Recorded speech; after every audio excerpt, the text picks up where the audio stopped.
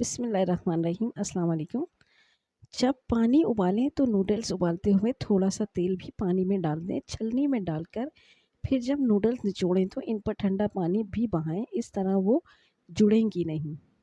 अगर अंडे उबालते वक्त पानी में नमक डाल दिया जाए तो अंडे का छिलका बआसानी उतर जाता है। अंडे हल्की आंच पर उबालने चाहिए। उबालने के फ़ौरन बाद अगर ठंडे पानी में डाल दिया जाए तो एक छिलका आसानी से उतर जाता है और दूसरा जर्दी के गिर्द मिलाहट भी नहीं पैदा होती, जो कि गर्म पानी में पड़े रहने से हो जाती है।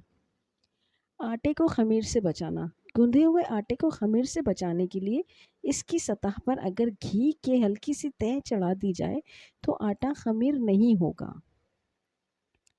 सख्त पनीर को नरम बनाना। सिरके में तर कपड़े में सख्त पनीर को लपेट देने से पनीर नरम हो जाएगा। घी की बदबू को दूर करने के लिए एक पाव दही के हिसाब से जितना घी हो इसमें इसी तनासुब से दही मिलाकर गर्म कर लें।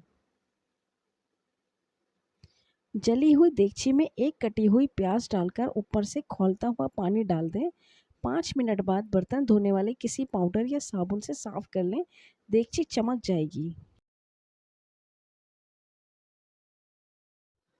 आलू महफूज करने के लिए।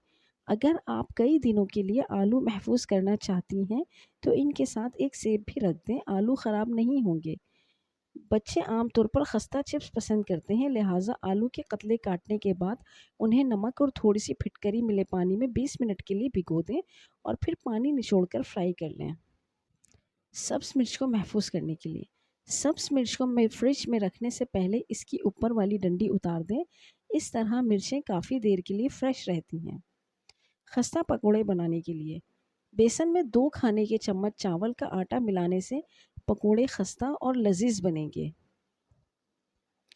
चावलों को ताज़ा करने के लिए। बासी चावलों को ताज़ा करने के लिए देगची में पानी उबालकर इसी में चावल डाल दें और एक उबाल आने के बाद छान लें और दम पर रख दें।